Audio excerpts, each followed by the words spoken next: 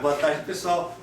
Então, na reunião de hoje, na verdade, eu vou só fazer uma apresentação rápida do trabalho que eu apresentei na última conferência lá do Photonics West, que é um trabalho aqui que quem faz parte dele, né, é o Renan, como vocês estão vendo aqui, o Renan, a Kelly e o Marcelo, tá bom?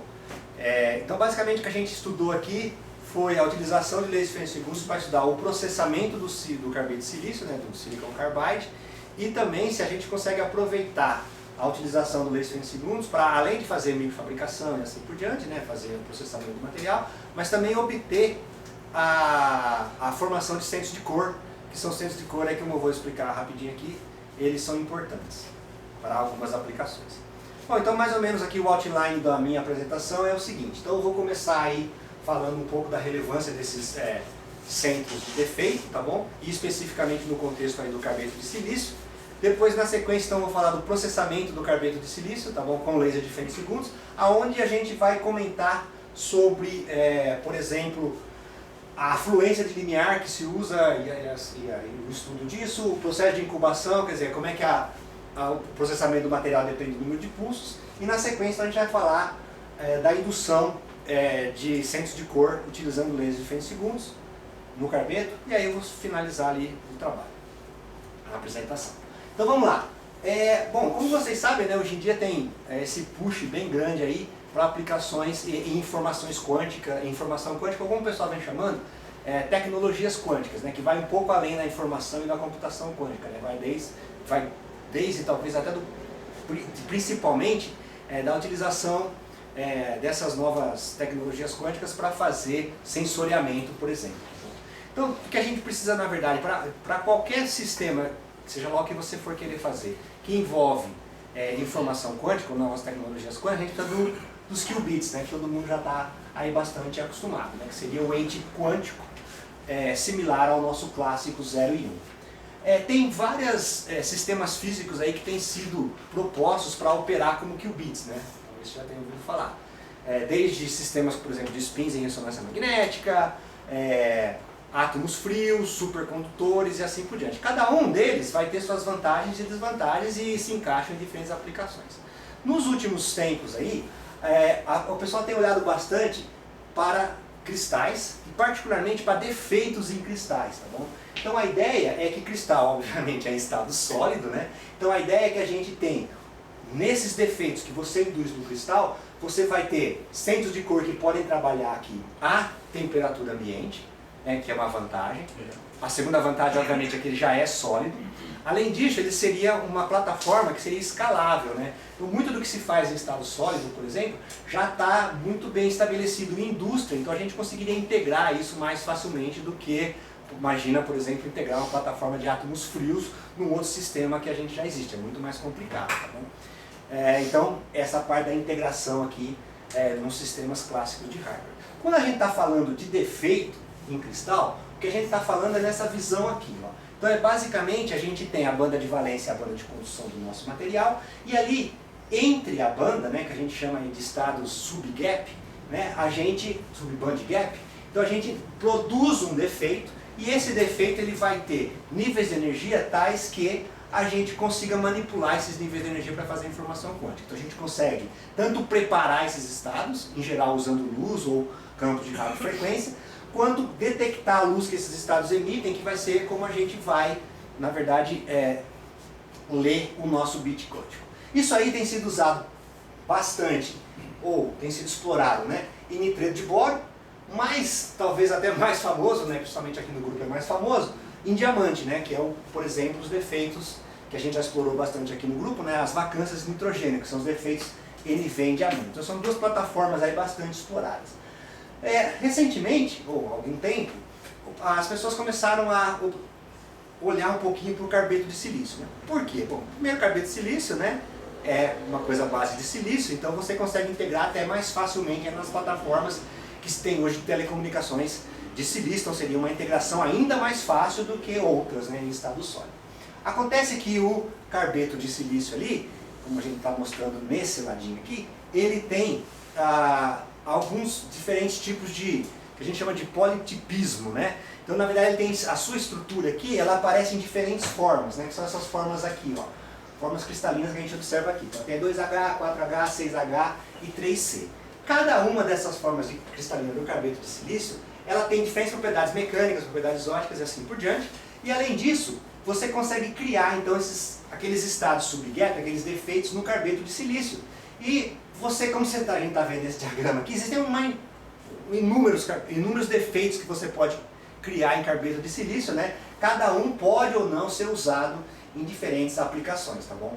Então a ideia a gente vai estar olhando aqui para o 4H, tá bom? Para o carbeto de silício 4H, e a ideia então é procurar por um tipo de defeito particular, que é a vacância de silício nesse caso. Tá bom? Então as vacâncias de silício aí, elas emitem lá no infravermelho próximo, tá bom? Por volta de 900 nanômetros, tá? Como a gente está mais ou menos aqui, ó, por volta de 1000 nanômetros, tá bom?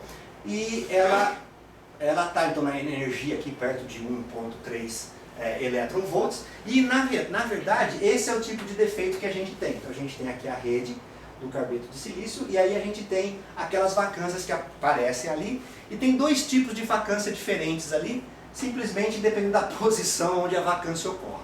As duas emitem nessa região. Aqui, essa figura não é nossa não, é um trabalho aqui que mostra o espectro do carbeto de silício. Então a gente vê que a gente tem aqui, ó, uma banda do nível V, uma linha de emissão do defeito V2, uma linha de emissão do defeito V1, isso aqui medido a baixa temperatura. A temperatura ambiente, o que acontece é que a gente tem um alargamento dessa emissão, porque você tem o alargamento da própria emissão, e o alargamento de todas as outras essas emissões, tá bom? Isso aí acabou sendo muito motivado, porque o uso, né, do carbeto de silício como um bit quântico acabou sendo bastante motivado nos últimos anos, por principalmente essas duas publicações, talvez. Ou são duas publicações, pelo menos, relevantes, né? Um Nature Communications aqui, ó, que mostrou a indistinguibilidade de fótons, né, controlados por spin, e um segundo aqui que mostrou o emaranhamento fóton-spin nessas vacâncias de silício, tá bom? Então tudo isso acabou motivando se utilizar ou se correr atrás de produzir esses defeitos e de usar eles aí para diversas aplicações. Bom, o que a gente pretende fazer então? A gente pretende fazer utilizar o laser de femtosegundos numa plataforma onde a gente coloca o carbeto de silício, e a ideia é determinar, gerar esses estados que a gente tem interesse, gerar aqueles defeitos usando o laser. Qual que é a vantagem de fazer isso? A vantagem é que, como eu uso laser, eu consigo ter uma alta resolução espacial na implantação desses defeitos. Tá bom? A segunda vantagem é que, em princípio, a gente consegue produzir esses defeitos em qualquer... São processos não lineares, né? De interação da luz com a matéria, então você consegue produzir os defeitos em qualquer qualquer profundidade do material, você consegue fazer isso volumetricamente. Em princípio também, a gente não vai ter, ou a gente tem um dano minimizado no material em torno, que muitas vezes você não quer produzir o defeito em todo o material ao lado. E também, controlando aqui a maneira que a gente gera esses defeitos de silício, a gente consegue também controlar, a gente produz o defeito de silício com laser, né? A gente consegue controlar a densidade de defeitos que a gente tem. Bom, então vamos lá. Então qual que é o objetivo do trabalho? Então, como eu falei, né, o objetivo do trabalho então é otimizar os parâmetros de microfabricação, microsturação do defeito de silício e procurar as condições de excitação com laser de femtosegundos que promovem a formação do defeito. Para isso, a gente vai mostrar aqui nesse trabalho a determinação da fluência linear, efeitos de incubação, quais são as modificações estruturais que estão acontecendo no carbeto de silício, qual é a emissão que a gente observa nas regiões estruturadas, e a gente vai no finalzinho discutir rapidamente aqui os mecanismos de ionização e de absorção não linear do material. Só para começar, né, esse aqui é o espectro de absorção do carbeto de silício, vocês estão vendo ali. Então ele é um material relativamente transparente.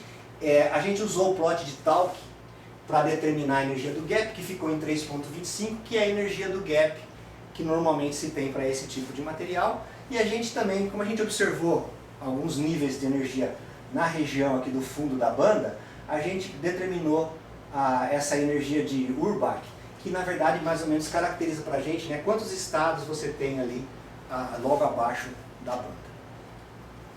Bom, passado a nossa amostra, né, então a gente é uma amostra volumétrica, né, então a gente vai lá com o nosso laser de femtosegundos e produz o que a gente sempre produz. A gente produz linhas ou qualquer tipo de estrutura variando as condições de fabricação para estudar então o que acontece. Nesse caso aqui, né, acho que é bom a gente falar, a gente está usando aqui um laser de 800 nanometros, titânio e safira, com pulso de 90 femtosegundos, né, era o femtosource, e a gente usava um pulse picker, né, uma célula Pockels, para determinar o número, para selecionar o número de pulsos, e a gente focalizava como objetivo de 40 vezes. Então a ideia é fazer essas microfabricações em diferentes fluências ou usando diferentes números de pulsos. Tá bom? Então a gente variava as duas considerações, tanto o número de pulso quanto a fluência. Bom, como vocês sabem, o que a gente faz aquelas diversas fabricações, leva as amostras para o microscópio, faz o trabalho de microscopia para ver a dimensão, por exemplo, dos danos produzidos em função da fluência, do número de pulsos e assim por diante. Então, após aí essa análise, né, das estruturas, a gente usa o método de dano zero para a gente conseguir saber qual seria a menor energia que deve ser utilizada para se produzir um dano na amostra e assim por diante. Então, a partir desses dados todos, a gente consegue determinar aqui, ó, a fluência de limiar em função do número de pulsos, tá bom?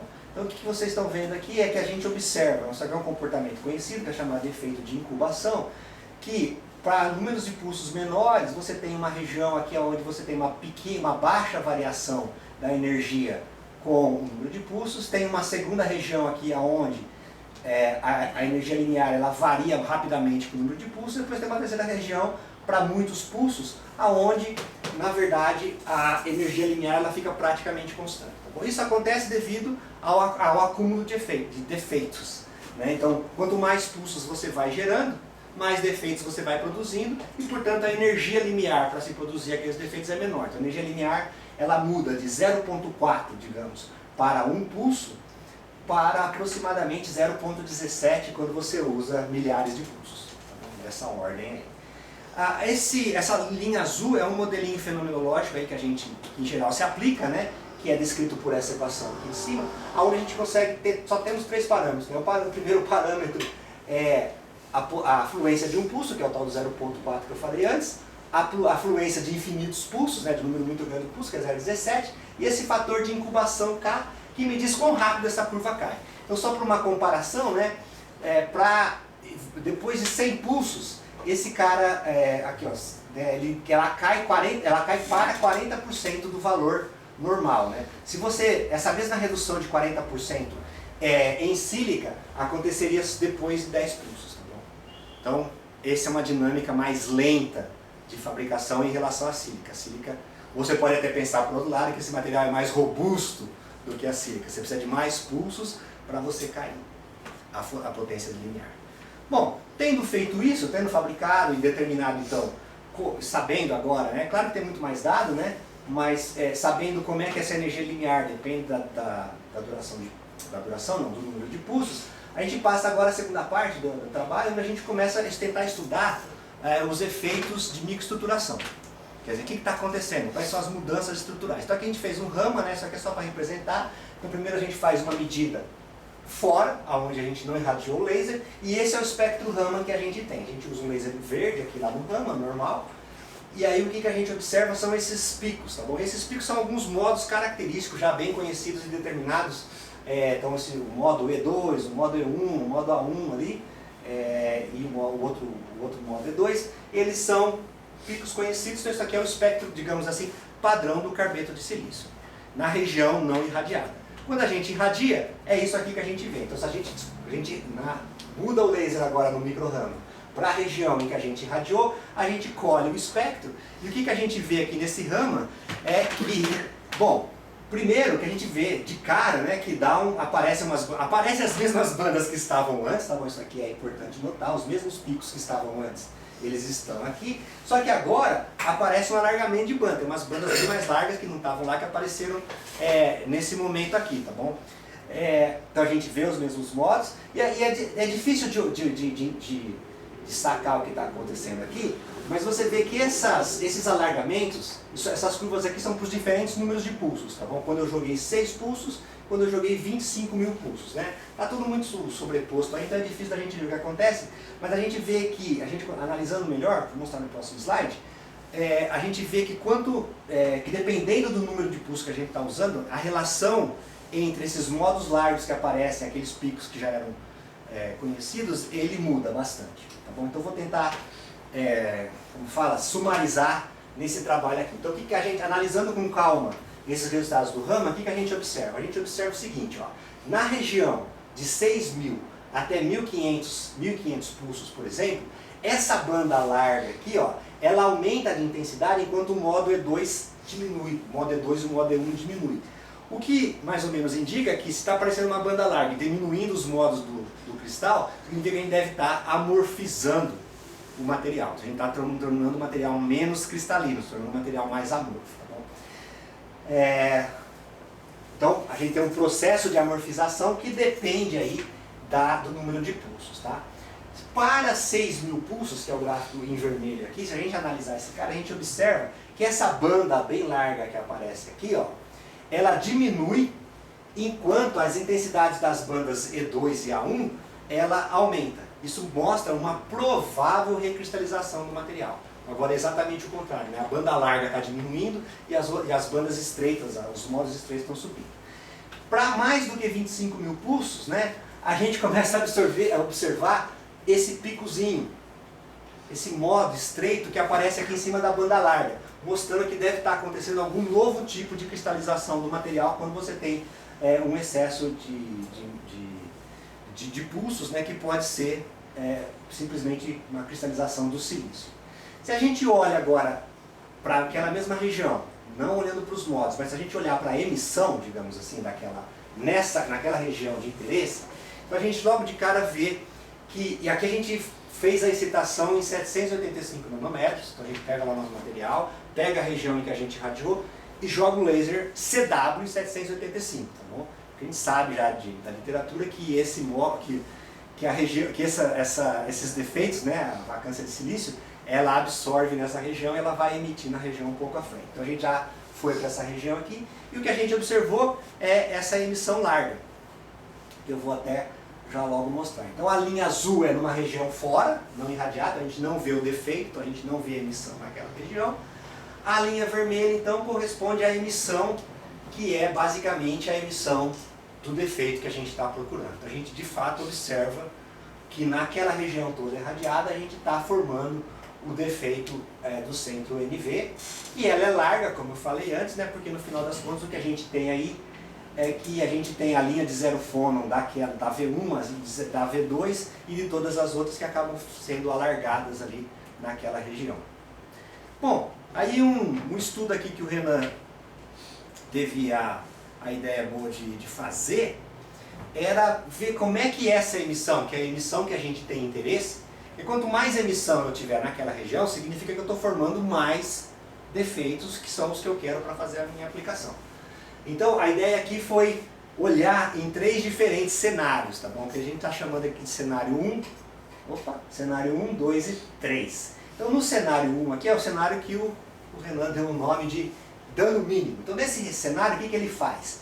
Ele faz a medida da intensidade daquela fluorescência em função do número de pulsos, usando a fabricação sendo feita na energia limiar de cada pulso. Então aqui a geração dos defeitos foi feita usando a energia limiar, a menor energia possível para aquele número de pulsos. Então o que a gente observa aqui nesse caso é que à medida que você aumenta aqui, ó, o número de pulsos, né, você vai aumentando a sua formação de defeitos. Tá bom?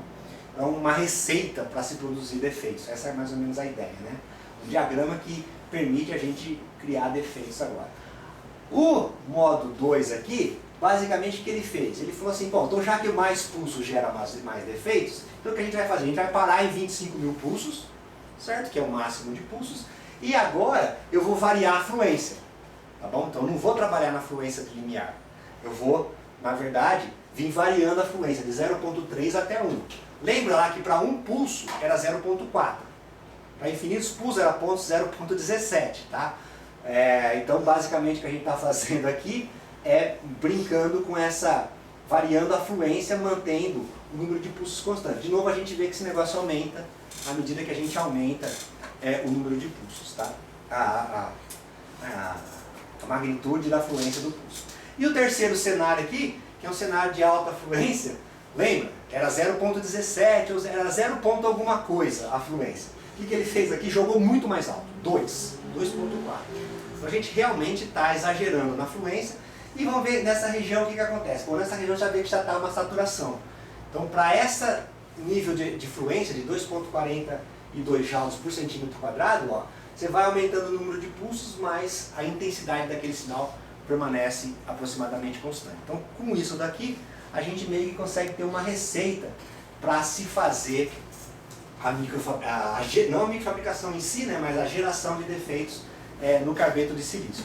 Bom, tendo feito isso, a gente resolveu explorar qual que seria o mecanismo principal para a formação de defeitos em carbeto de silício. Então, considerando aquelas 3 regiões, né, que têm energias diferentes, a gente calculou o tal do parâmetro de Keldysh, que é esse parâmetro gama K. Tá bom? Então, basicamente, esse parâmetro é um parâmetro que me diz no processo de ionização não linear, qual é o mecanismo mais importante. Se o mecanismo mais importante é a ionização multifotônica ou o tunelamento quântico. Tá bom? Então, basicamente, a gente faz essa conta e determina esse valor gama K aqui, usando tudo que a gente já sabe. Então, sabe a energia do gap, sabe a intensidade que eu usei, sei a frequência do laser, massa do elétron, assim por diante. Então, a gente calcula esse gama K. Pela teoria, se o gama K for muito grande, é multifotônico. Se o gama K for muito pequeno, ele é tunelamento. Bom, mas muito grande e muito pequeno é bom na teoria, né? Na vida prática do laboratório, a gente não tem muito grande e muito pequeno. A gente tem grande e pequeno. A gente não vai ter um número infinitamente grande. Esses números eles ficam mais ou menos pequenos. Então, convencionou-se experimentalmente usar o parâmetro 1.5. Tá bom? Então, se é maior do que 1.5, é multifotônico. Se é menor do que 1.5, é predominantemente tunelamento, tá bom? Você pode, obviamente, argumentar, puxa, mas 1.8, provavelmente 1.8 tem uma boa competição entre tunelamento e ionização multifotônica, tá? Mas convenciona-se dizer que aqui predomina a multifotônica, aqui predomina a multifotônica com uma certa competição de tunelamento, e aqui predomina o tunelamento com uma certa competição de multifotônica. Tá bom? É assim que a gente tem que entender isso daqui. É claro, se eu tivesse feito essa conta aqui, se o negócio tivesse dado 1000, aí aqui não, desculpa, 1000, então obviamente 1000 é muito maior, né, do que 1, então tá tudo bem. Beleza. Então aí você podia garantir, não, aqui é só multifotônico, mas a gente, em geral, para a maioria das coisas, a gente não consegue ter parâmetros de Keldysh tão grandes ou tão pequenos que fique fácil de você distinguir. Bom, muito bem. Para acabar, uma coisa que a gente fez também, que aí eu não vou poder entrar muito em detalhe aqui, já que eu sei a fluência de um pulso, determinado experimentalmente lá naquele gráfico da incubação, então eu sei a fluência linear de um pulso. Se eu sei a fluência linear de um pulso, eu posso calcular a intensidade linear de um pulso. Então, calculando a fluência e a intensidade linear de um pulso, a gente tem uma teoria desenvolvida pelo Stewart aqui, onde ele estuda a interação de pulsos de femtosegundos com materiais dielétricos, tá bom? E segundo essa teoria, a gente consegue calcular a densidade de elétrons que é excitada na interação do material dielétrico com os pulsos de femtosegundo. Então, esse N é a densidade de elétrons que você está criando na tua banda de condução. Isso, como vocês estão vendo aqui, depende de um monte de parâmetros, duração do pulso, intensidade, depende da densidade, comprimento de onda, blá blá blá, mas depende desse sigma M. O que é sigma M? A seção de choque de absorção, multifotônica ou não. Então, depende, o M é o número de fótons, tá? Então, se for um processo de 2 fótons, aquele M é 2, esses expoentes todos viram 2, tá bom? Essa é uma equação genérica para qualquer número de fótons. Então, com isso, a gente consegue calcular essa densidade. Se eu souber a seção de choque. Acontece que o que eu sei é que quando essa densidade chega na densidade crítica, que é a densidade que você forma o plasma no material, a intensidade que entra aqui é a intensidade de linear. Tá bom? Então, basicamente, a gente iguala. Então, eu sei que a densidade crítica, a gente sabe a ordem de grandeza dela, que é 2 vezes 10 a menos 27, ou seja, quando essa coisa aqui toda for igual a 2 vezes 10 a menos 27, esse I é a intensidade linear que eu sei, e aí eu só fico com 2 parâmetros, que é a seção de choque, e uma constantezinha alfa, que não é a absorção. Esse alfa aqui, né, nessa nossa equação, ela é uma tal da constante de avalanche, tá bom? Então, quanto desse processo aqui, quando você está no estado excitado, quantos elétrons, na verdade, são ionizados por processos colisionais de avalanche e não por absorção direta. Esse número a gente exatamente não sabe. A gente ainda não descobriu o jeito de descobrir ele, né? A gente está tentando, mas está complicado. De extrair ele. Então o que a gente usa, na verdade, é um valor que se considera na literatura em geral para sílica, tá bom? Que é esse valor de 0,2 e a gente usa esse número. Fazendo tudo isso, a gente consegue determinar a seção de choque de absorção de 2 fótons do material. 2 fótons por quê? Porque a gente sabe o band gap, eu sei 800 nanômetros, então eu sei que ali a gente deve estar muito perto de 2 fótons. Então a gente sabe que aquele M é 2 fótons, considerando a energia do fóton e a energia do gap. Então eu sei que ali eu preciso só de 2 fótons para fazer a transição. Então a gente determinou a seção de choque de absorção de 2 fótons do material, que está dando aqui, ó, aproximadamente, opa, faltam menos aqui, né? 2 GM. Não é isso? Faltam menos ali, né? 2 GM, tá bom? Ou desculpa, 0,2 GM. A partir da seção de choque, a gente, nessa área de cristais, o pessoal em geral convenciona reportar mais o coeficiente de absorção de 2 fótons. Tá? Então a gente só calculou o coeficiente de absorção de 2 fótons, que deu aqui 10 a menos 12. Só por curiosidade, não tem medida disso. Tá? Então essa aqui seria a primeira medida, a primeira estimativa da seção de choque de absorção de 2 fótons do carboneto de silício. Né? Usando uma técnica, obviamente, que destrói o carboneto de silício para você fazer isso daí. Uma técnica destrutiva, diferente do Z-scan, de outras técnicas, onde você faz a medida e a tua amostra está inteira. Aqui, para fazer isso, eu tenho que produzir um dano na amostra. Mas você ainda assim consegue determinar. Esse valor, se você comparar com valores teóricos, né, reportados na literatura, ele bate numa ordem de grandeza, né, com o valor teórico, o que está razoável. Né? O valor teórico também é uma estimativa, né, em geral bem complicada de fazer, e o nosso valor também é uma estimativa, porque afinal a gente não sabe a ionização em avalanche. Tá? Exatamente, ele só sabe a ordem de grandeza, então comparando a ordem de grandeza, então não deve estar muito fora. Né? Então não se espera, por exemplo, que a seção de choque de absorção de 2 fótons seja 100 vezes maior ou 100 vezes menor. Deve estar mais ou menos nessa área. Beleza?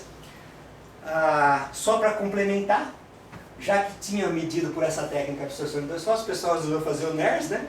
E aí do NERS eles determinaram também o índice de refração linear desse material, que também nunca foi medido até então. Bom pessoal, então só para finalizar aqui, né, então a ideia aqui do trabalho era otimizar esses parâmetros de microfabricação, entender o mecanismo, entender como é que rolava a geração de centros de couro em diamante, então foi isso que a gente fez. Então a gente basicamente determinou quais são os parâmetros aí que influenciam e permite a gente, de uma maneira reprodutiva, produzir defeitos no carboneto de silício. Então basicamente hoje em dia a gente consegue para o laboratório falar, bom, vamos fazer defeito nesse lugar aqui no carboneto de silício. Então a gente sabe que condição, com a condição ótima que isso daí vai acontecer. Né? A gente foge da região que dá mais dano, né? A gente sabe, se eu quero produzir um defeito aqui com uma certa densidade é ok, eu uso tantos pulsos com tanta energia, a gente vai lá e faz isso daí. Com isso aí eu agradeço a todos vocês aí pela paciência e às agências financiadoras. Obrigado.